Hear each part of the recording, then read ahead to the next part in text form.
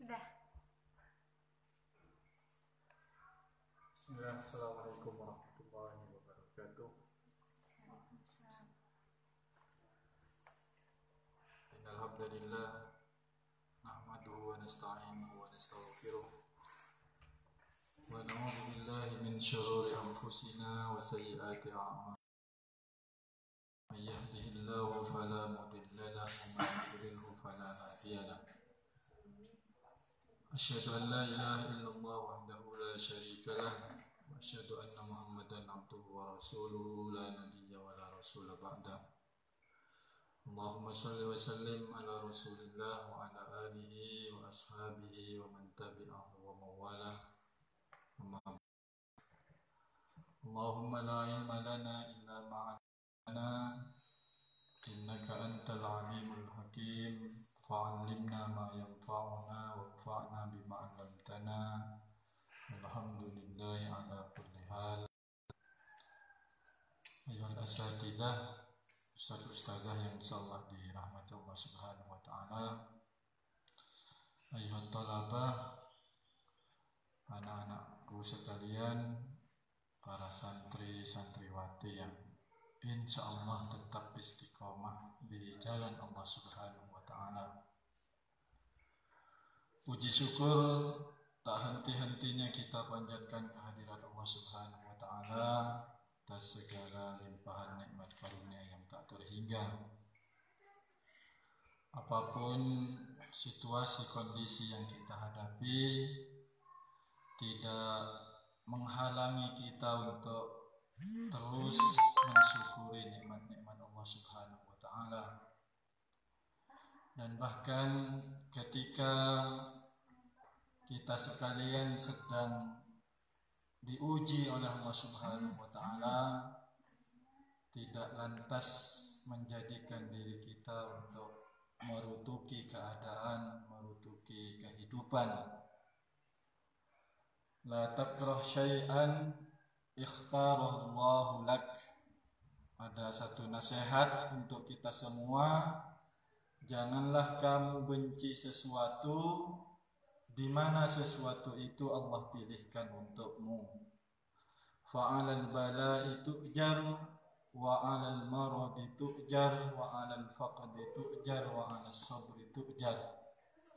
Ketika ada kalanya kita diuji, kita mendapatkan musibah, ada kalanya kita sakit, ada kalanya mengalami bangkrut, sesungguhnya itu adalah di antara cara untuk memperoleh pahala di sisi Allah Subhanahu wa taala. Farabbul khair la ya'ti illa bi khair. Allah Subhanahu wa taala sebagai pemilik kebaikan tidak mungkin memberikan sesuatu kecuali sesuatu itu pasti bernilai kebaikan. Maka ketika kita masih dalam suasana pandemi sekalipun, kita tetap berhusnudzan kepada Allah dan tidak menghalangi diri kita untuk mendapatkan kebaikan-kebaikan dari peristiwa di mana peristiwa itu terjadi atas izin Allah Subhanahu wa taala. Abnai at-thalabah, anak-anak santri dan santriwati yang insyaallah dirahmati Allah Subhanahu wa taala, ada satu nasihat dari Imam Syafi'i rahimahullah. Akhi lan tanalal ilma illa bisittah. Saudaraku, kata beliau, kamu tidak akan mendapatkan ilmu kecuali dengan 6 bekal, dengan 6 perkara. Sa'umbika tafsilaha bibayanin. Aku akan menyampaikan kepadamu dengan penjelasan. Zaka'un wa hirsun wa ijtihadun wa bulghatun wa suhbatu ustadzin wa tulu zaman. Yang pertama adalah zakat. Modal seseorang untuk menimba ilmu itu adalah kecerdasan. Jadi kalau ingin mempunyai ilmu, kalau ingin diberi ilmu oleh Allah Subhanahu wa taala, modal kita adalah cerdas. Hanya saja penting bagi kita untuk memaknai cerdas itu secara tepat. Seringkali ukuran menilai seseorang itu cerdas selalu saja timbangannya itu adalah timbangan duniawi. Selalu saja sesuatu yang misalnya salah satunya ada ilmu pengetahuan.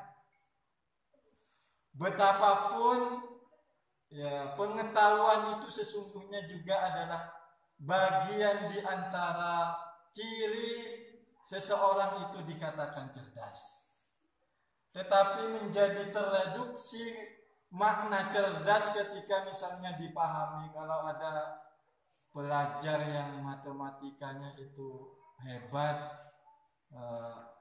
ini sesungguhnya memaknai cerdas yang sudah tereduksi, memaknai cerdas secara sepotong-sepotong. Maka ikhwatal iman, abna'i at-talabah, anak-anak sekalian yang insyaallah dirahmati Allah Subhanahu wa taala, coba kita perhatikan salah satu di antara makna cerdas. Al-qayyisu man dana nafsahu wa amila lima ba'dal maut. Orang dikatakan cerdas itu man dana nafsahu, siapa yang mampu mengendalikan dirinya. Ciri yang pertama. Yang kedua, wa amila lima ba'dal maut.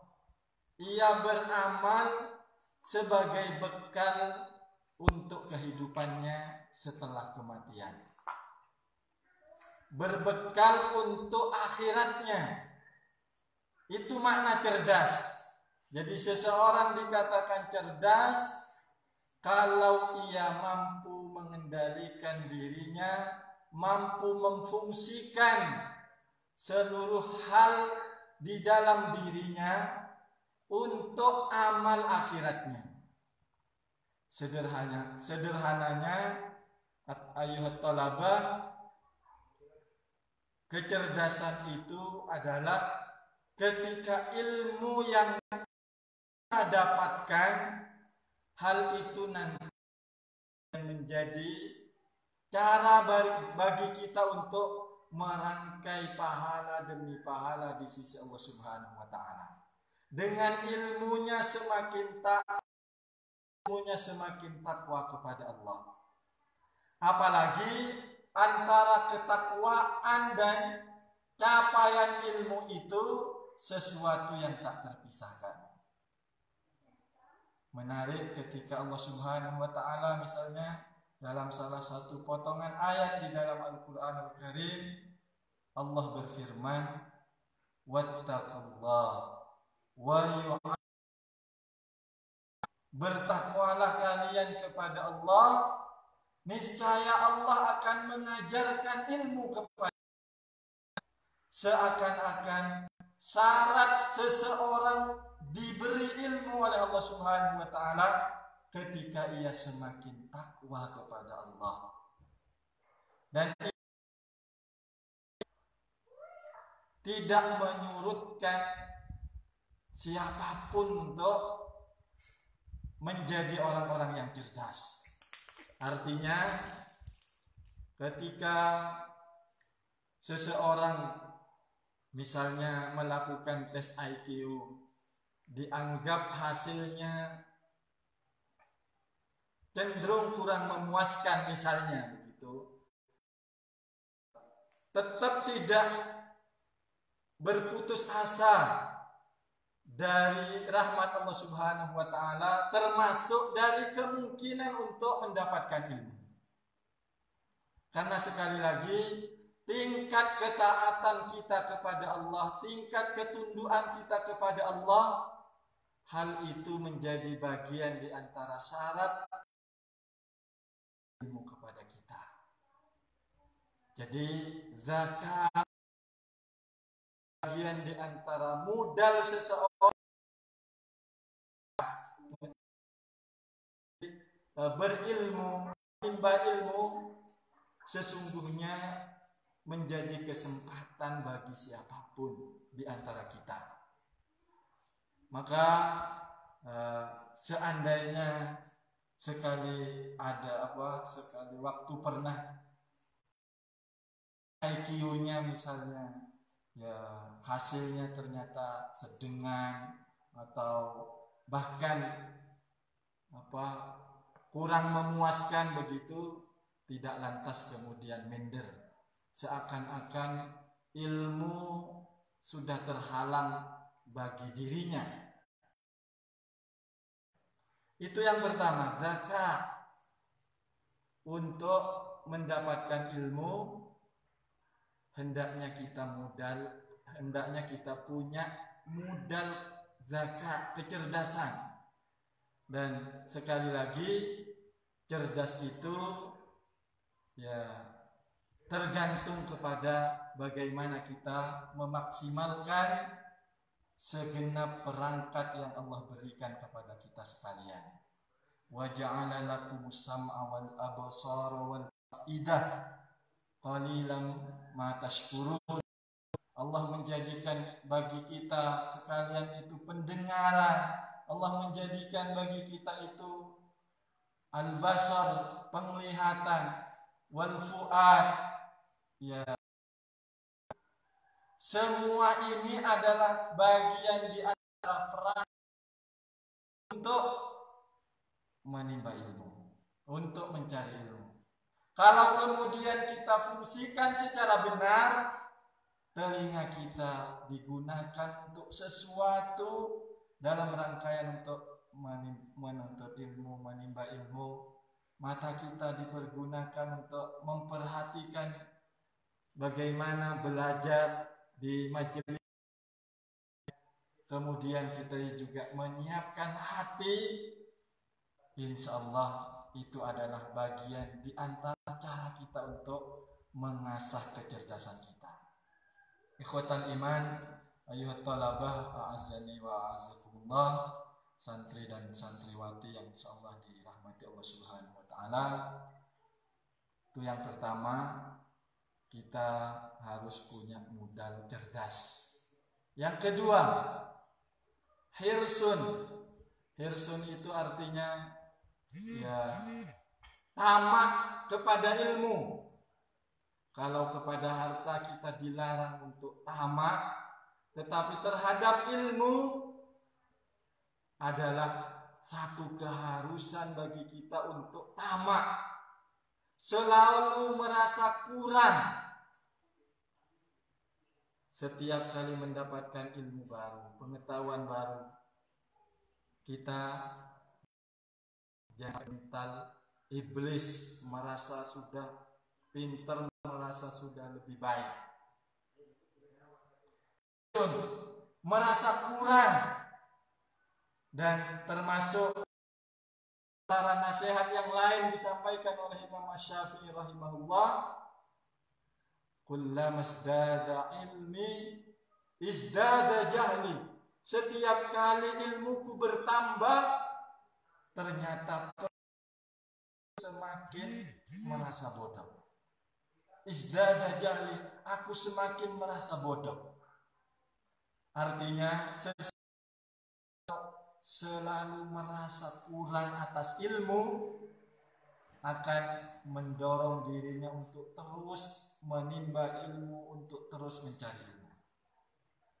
Dan itulah yang seharusnya juga lekat pada diri seseorang yang berkewajiban untuk menimba ilmu, untuk thalabul ilm. Ikhwatal iman, a'azzani wa a'azzakumullah. Maka sebuah perumpamaan yang insya Allah juga akan membantu pemahaman kita betapa pentingnya hirs di dalam menimba ilmu. Anggap saja misalnya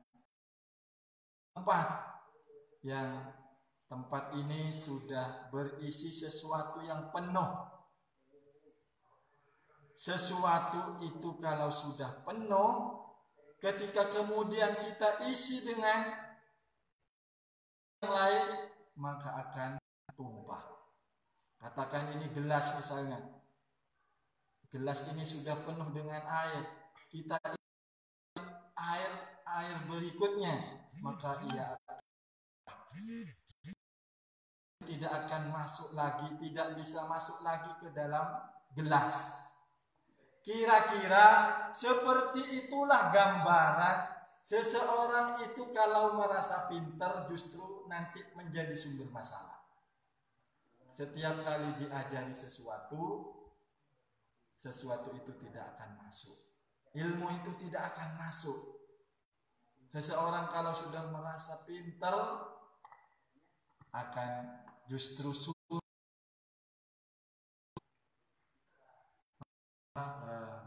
ikhwatal iman ayyuhat talabah wa azani wa azab. Tamak kepada ilmu bagian di antara cara kita agar terus merasa kurang terhadap ilmu, sehingga kita terus ingin belajar dan terus ingin. Yang kedua, yang ketiga, jihadun, kesungguh-sungguh maksimal mendapatkan sesuatu, ya modal utamanya adalah bersungguh-sungguh. Termasuk di dalam hal talabul ilm, hal mencari ilmu, maka kita dituntut untuk bersungguh-sungguh. Jangan hanya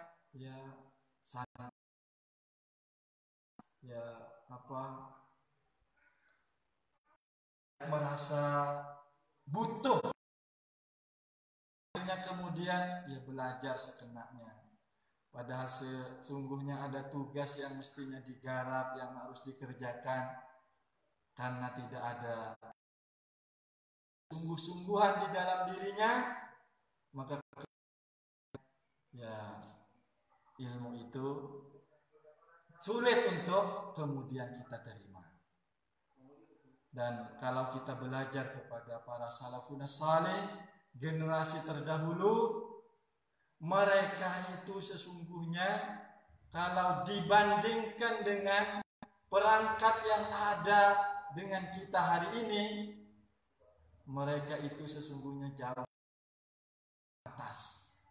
Banyaknya perangkat, dimanjakan dengan banyaknya media, ini lebih mudah untuk mendapatkan ilmu. Tetapi apakah kemudian praktek kita menjadi lebih faqih dibandingkan orang-orang terdahulu, dibandingkan dengan para salafun salih? Rasa-rasanya belum. Rasa-rasanya masih lebih faqih, afqahu minna, lebih dibandingkan dengan kita. Kenapa demikian? Mereka punya kesempatan menimba ilmu. Mereka punya semangat yang menggebu-gebu untuk mencapai ilmu, untuk meraih ilmu. Dimanapun gurunya, kalau masih mungkin untuk dijangkau, didatangi. Itu generasi salafun salih. Dan ini mestinya juga menyemangati diri kita dengan adanya media yang semakin memberikan kemudahan bagi kita. Mestinya kita lebih mudah untuk mendapatkan, memperoleh ilmu sebanyak-banyaknya. Maka keberadaan HP semestinya menjadi sarana bagi kita untuk menimba ilmu. HP kalian jangan banyak digunakan untuk sesuatu yang justru melalaikan. Jangan sampai kemudian HP apalagi digunakan untuk maksiat, nonton sesuatu yang tidak semestinya, mendengarkan sesuatu yang tidak semestinya didengarkan. Ini adalah pemberian Allah Subhanahu wa taala yang mestinya menjadi sarana kemudahan bagi kita dan memompa semangat kita untuk lebih bersungguh-sungguh lagi menimba ilmu. Itu yang ketiga. Kemudian berikutnya wabulughah. Bulughah itu materi. Bulughah itu bisa dimaknai juga ya harta. Ya bisa juga dimaknai SPP kalau kalian syahriah. Ikhwas sekalian yang dirahmati Allah Subhanahu wa taala, bagaimanapun ya ilmu itu kan bagi kita perangkatnya. Kita ya butuh buku. Kita kalau hari ini butuh ya sarana yang akan memudahkan bagi kita untuk lebih maksimal belajar. Karenanya kemudian ya memang dibutuhkan materi itu agar menunjang pembelajaran kita. Nah, insya Allah ini mudah untuk kita pahami ya kenapa kita harus punya bukunya, kenapa kita harus punya pena dan segenap perangkat sebagai modal bagi kita agar mudah di dalam menerima ilmu. Yang selanjutnya adalah wasuhbatu ustad. Suhbatu ustad itu dekat dengan guru. Nah, ini poin kita sore hari ini, bahwa modal seseorang agar bisa mudah mendapatkan ilmu adalah ketika seseorang itu dengan sang guru. Maka pesantren itu sesungguhnya adalah cara agar ilmu itu bisa diperoleh, ilmu itu bisa didapat dengan mudah. Ikhwas sekalian, hari-hari ini kita menghadapi situasi di mana ya beberapa pesantren masih melakukan pembelajaran daring, sehingga secara fisik terjauhkan antara antara santri dengan ustadz-ustadzah. Ya, kita tidak di dalam rangkaian untuk merutuki keadaan, tidak dalam rangkaian di dalam berkeluh kesah, tetapi tetap kita berusaha untuk menjalani qadarullah ini, keadaan seperti ini dengan cara usaha kita untuk tetap bagaimana kita tidak boleh jauh dengan guru. Maka kiranya ya hari-hari ini kita masih terjauhkan secara fisik, mudah-mudahan nanti tidak berimbas secara psikis, secara hati, secara hubungan perasaan. Ya mudah-mudahan antara ustadz santri-santriwati tetap ada hubungan yang dekat. Salah satunya mari kita saling mendoakan, mudah-mudahan Allah Subhanahu wa taala segera mengangkat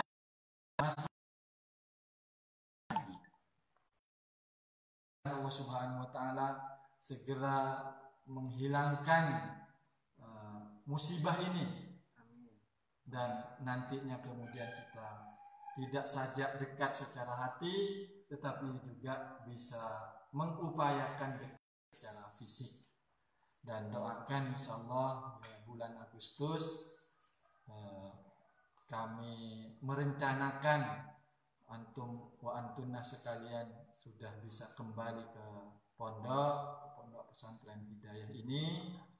Ya, doakan ustadz-ustadzah diberikan kemudahan untuk menyiapkan segala sesuatunya untuk memenuhi unsur persyaratan agar pesantren itu bisa berjalan di dalam situasi new normal.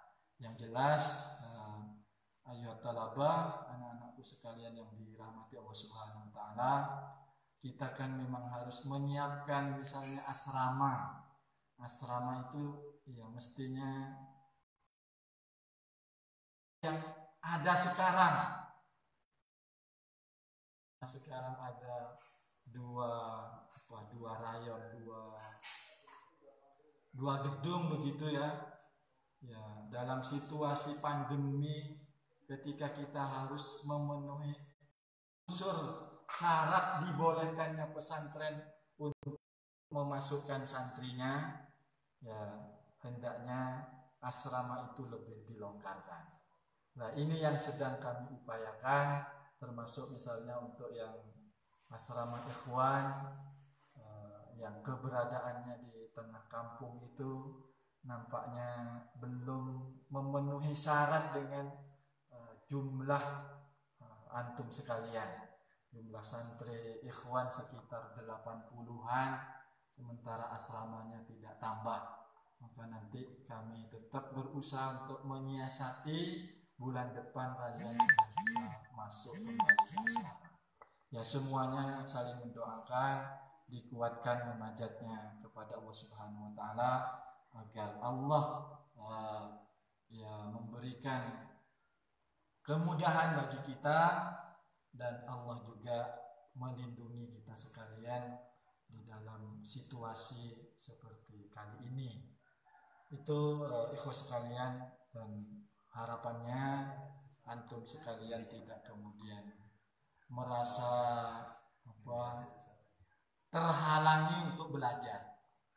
Artinya dalam semua keadaan masing-masing tetap punya semangat untuk bagaimana ilmu itu tidak terputus. Keinginan untuk bertumbuh, untuk berkembang secara keilmuan dalam situasi seperti ini jangan menghalangi diri kita untuk meraih itu. Maka tadi beberapa modal bagi para pelajar, bagi orang-orang yang mencari ilmu hendaknya menjadi perhatian. Zakat, kecerdasan, irsun, tamak kepada ilmu, ijtihad, sungguh-sungguh semangat, bulghah, materi, perangkat yang akan menunjang pembelajaran kita. Kemudian yang kelima ini adalah suhbatu ustaz. Kita tetap ada keinginan untuk dekat dengan ustaz dan ustaz. Fisik termasuk juga secara batin, secara psikis kita juga ingin dekat dengan mereka, guru-guru kita, dengan ustaz-ustazah kita. Maka ikhwatal iman a'azzani wa a'azzakumullah, ya sebelum benar-benar masuk ke pesantren tadi minimal dijaga hubungan batin kalian dengan ustaz-ustazah kalian, sehingga tidak menjadikan ilmu terhalang. Ya, Allah tetap memberikan ilmu kepada antum sekalian, kepada kita semua. Itu ikhwas sekalian, dan apalagi kita berada di bulan Dzulhijjah, ada satu pelajaran yang sangat menarik bagi kita sekalian, sangat penting bagi kita sekalian umat beriman. Bagaimana keluarga Nabiullah Ibrahim alaihissalam diuji oleh Allah Subhanahu wa taala dengan ujian yang bertubi-tubi. Dan ini ya menjadi pelajaran bagi kita. Ternyata Nabi Ibrahim, istri dan anaknya, mereka itu dengan lapang, dengan sepenuh keyakinan bahwa di balik ujian Allah Subhanahu wa taala insyaallah sedang menyiapkan sesuatu yang terbaik bagi keluarga Nabi Ibrahim. Maka demikian juga kami mengajak antum sekalian, dalam situasi seperti ini kita pahami ini adalah ujian. Satu peristiwa itu tidak mungkin terjadi kecuali atas izin Allah. Jangan sampai kejadian-kejadian ini, peristiwa yang kita hadapi, menjadikan kita banyak berkeluh kesah, menjadikan kita banyak menggerutu, banyak mengeluh. Jangan sampai. Bila ujian yang kita hadapi hari ini dibandingkan dengan ujian yang diterima oleh keluarga Nabi Ibrahim alaihissalam, apa yang kita hadapi hari ini belum seberapa. Enggak ada sepupunya dibandingkan ujian yang diterima oleh Khalilullah Ibrahim alaihissalam. Bagaimana beliau lahir dari keluarga yang musyrik.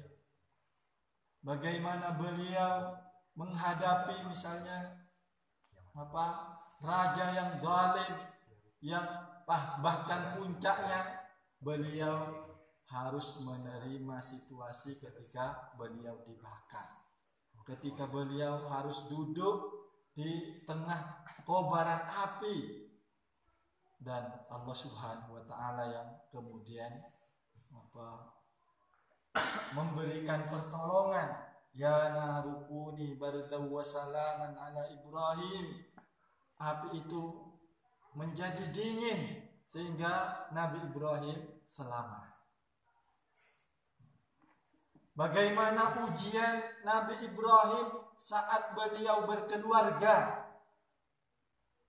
Berkeluarga itu salah satu di antara harapannya punya anak keturunan. Tapi bayangkan ikhwas sekalian, Nabi Ismail itu lahir, disebutkan oleh Ibnu Katsir, ketika Nabi Ibrahim itu sudah berusia 83 tahun. Puluhan tahun menanti kehadiran seorang anak.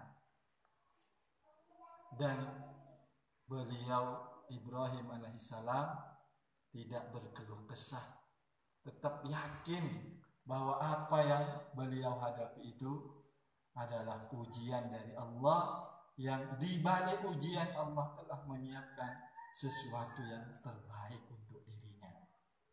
Bagaimana Nabi Ibrahim ketika diuji, anak lahir, tiba-tiba datang perintah agar anak dan istri diungsikan ke satu tempat, biwadin ghairi zar'in, di satu lembah di mana tidak ada tumbuhan, tidak ada sumber mata air.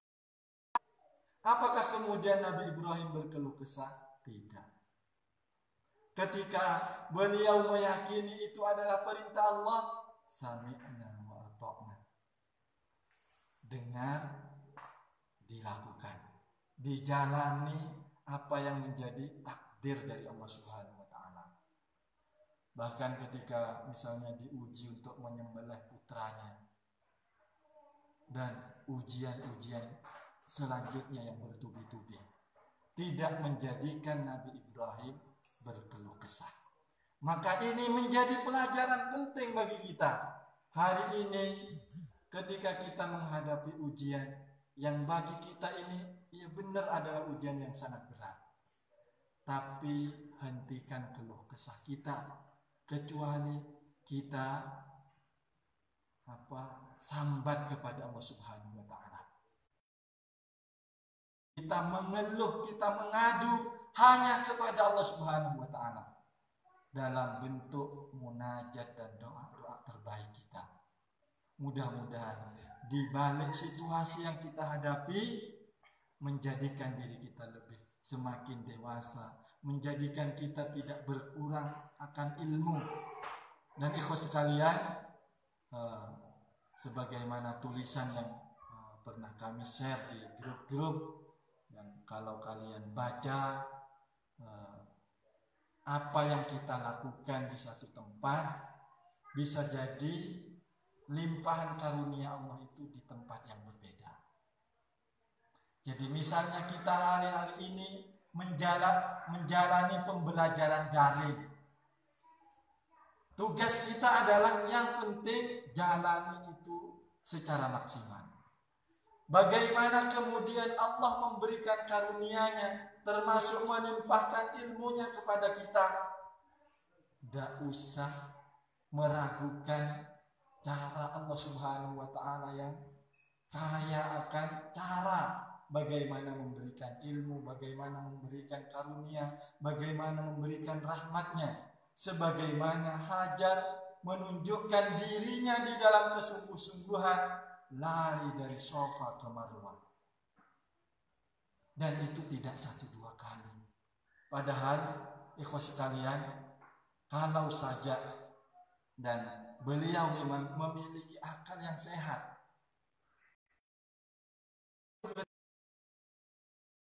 disinggahi oleh beliau Hajar, Sayyidah Hajar singgah di Safa, dengan ainul yakinnya, dengan mata kepalanya beliau melihat langsung kalau di sofa itu tidak ada sumber mata air.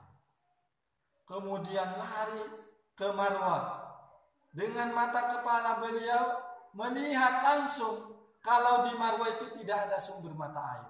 Tetapi beliau tunjukkan di hadapan Allah bahwa beliau itu bersungguh-sungguh untuk mendapatkan air.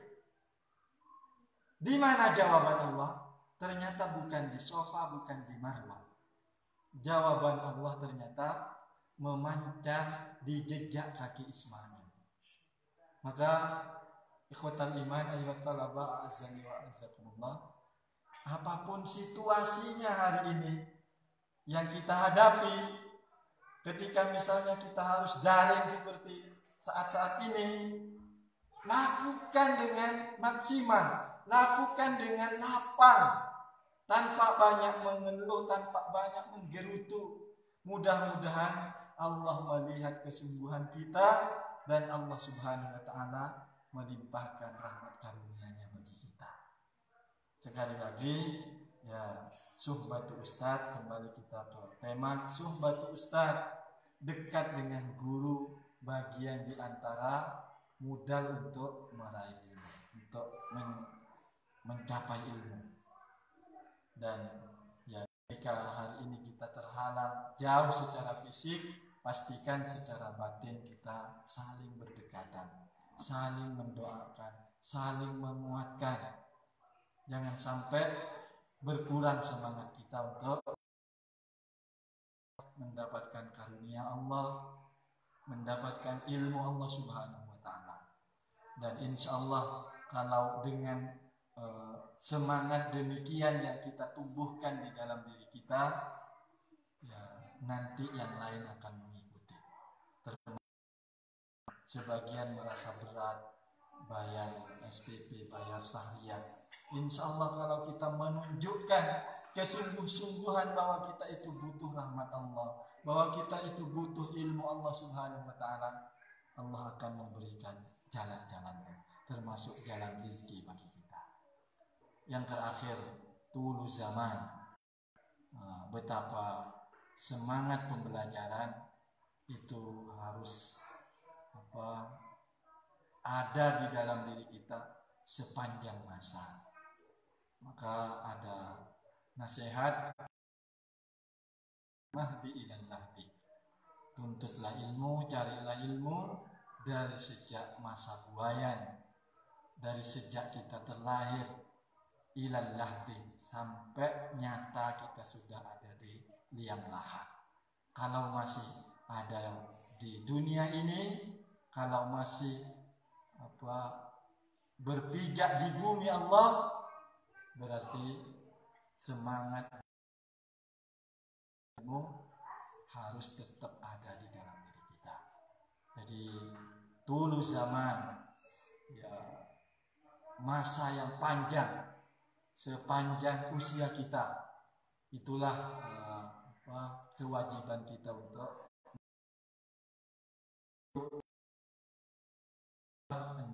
modal dan bekal agar kiranya kita bisa maksimal untuk meraih ilmu. Dan mudah-mudahan Allah Subhanahu wa taala mudahkan kita agar memiliki 6 hal ini sebagai modal untuk menimba ilmu. Ya, termasuk ya semangat untuk nyantri jangan sampai hilang karena pandemi. Semangat untuk di pesantren, di mana di pesantren itu ditempa selama 24 jam, jangan sampai luntur hanya gara-gara 3 atau 4 bulan kita melakukan pembelajaran daring. Yang jelas ya, kami ustaz dan ustazah dengan segenap daya upaya ingin memberikan sesuatu yang terbaik sebagai bentuk pengabdian kami di jalan dakwah, di jalan Allah Subhanahu wa taala. Maka mari juga direspon dengan hal yang sama, ingin ya dengan semangat tadi mencapai ilmu, bagaimana Allah Subhanahu wa taala limpahkan ilmu kepada kita semua. Demikian, mudah-mudahan bermanfaat dan mudah-mudahan menambah semangat, dan kita tunggu insya Allah bulan depan kita akan bersua tidak saja secara daring, insya Allah bahkan nanti kita akan didekatkan secara fisik setelah segala sesuatunya kami siapkan asrama dan segala hal yang harus dipenuhi oleh kami agar memenuhi syarat santri masuk asrama sebagaimana menjadi ketetapan dari pemerintah seperti itu. Itu ikhwas sekalian, bermanfaat. Aku qouli hadza wa astaghfirullahaladzim wa lakum. Wassalamualaikum warahmatullahi wabarakatuh. Waalaikumsalam warahmatullahi wabarakatuh.